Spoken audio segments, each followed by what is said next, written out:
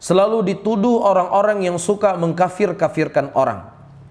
Padahal para ulama kita, ya, mereka sudah membahas perkara-perkara apa saja yang bisa mengkafirkan seseorang dari keislamannya. Iya, nah ketika kita menyampaikan orang yang tidak sholat dalam keadaan dia yang menolak akan kewajiban sholat itu, maka dia kafir. Iya, ini perkara yang disepakati oleh seluruh para ulama Islam. Ketika seseorang menolak akan kewajiban zakat, maka orang tersebut kafir, karena ini perkara pokok-pokok dalam agama. Nah begitu juga ketika seseorang mengingkari akan syahadat, dan syahadat itu bukan hanya sekadar ucapan, tapi syahadat itu ada konsekuensi-konsekuensi yang seseorang harus lakukan. Iya, di antara konsekuensi ucapannya la ilaha illallah, tidak ada ilah yang berhak disembah kecuali Allah, dan sesembahan yang disembah selain Allah dan sesembahan yang batil. Ketika seseorang mendatangi kubur, ya, kemudian dia meminta kepada kubur tersebut, dia memohon kepada pemilik kubur agar diberikan apa yang dia inginkan, maka orang seperti ini kufur, keluar dari Islam. Pembahasan kita adalah pembahasan orang yang mendatangi kubur dan meminta kepada kubur akan hajat-hajat mereka. Kita tidak membahas orang yang mereka mendatangi kubur mendoakan kebaikan bagi si kubur, karena ini merupakan sunnah dari sunnah Rasulullah. Iya, kita juga tidak membahas orang yang datang ke kubur, dia berdoa kepada Allah Subhanahu wa taala, dia memohon kepada Allah, tetapi keyakinannya di kubur ini lebih baik, saya lebih khusyuk.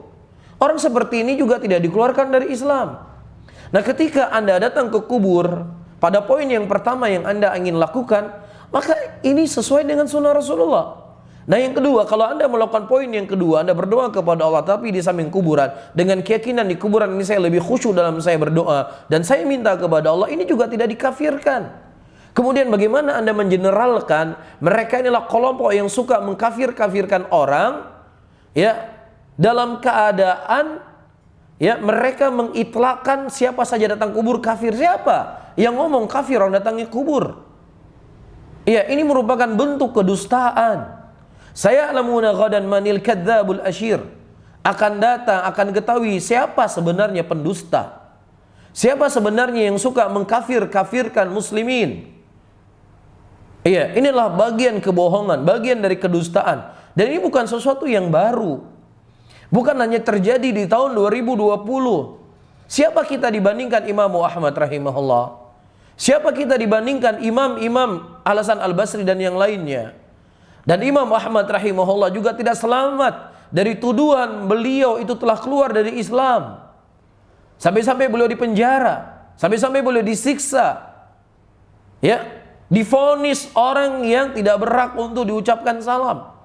Maka ketika Imam Ahmad mengucapkan salam kepada pemimpin pada waktu itu, dia tidak mau mengucapkan salam karena keyakinan dia Imam Ahmad telah keluar dari Islam, karena Imam Ahmad mengatakan Al-Quran adalah kalamullah, bukan makhluk.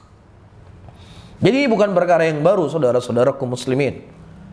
Ya, dan terkadang orang-orang yang menuduh kita suka mengkafir-kafirkan orang, justru mereka mengkafir-kafirkan orang yang berseberangan dengan mereka, yang syariat tidak datang untuk menyebutkan akan kekafirannya.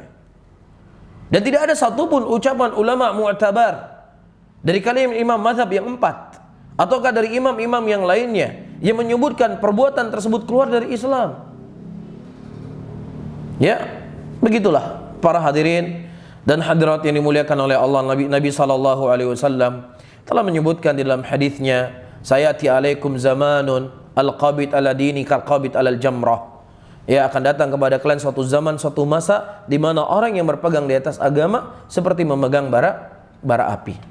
Kita berdoa dan memohon kepada Allah Subhanahu wa taala agar Allah mengokohkan kita, mengokohkan hati-hati kita dan saudara-saudara kita muslimin di atas sunnah Rasulullah sallallahu alaihi wasallam di tengah gencarnya orang-orang yang ingin menanamkan, ya, kerancuan akan mulianya manhaj salaf ini. Maka tentunya seseorang yang berpaku tangan, seseorang cuman sekedar cinta kepada manhaj salaf, dalam keadaan dia tidak belajar, dalam keadaan dia tidak menuntut ilmu, dalam keadaan dia tidak mempelajari akidah, maka ini merupakan ya kecemburuan kita kepada manhaj salaf, kecemburuan yang palsu saja.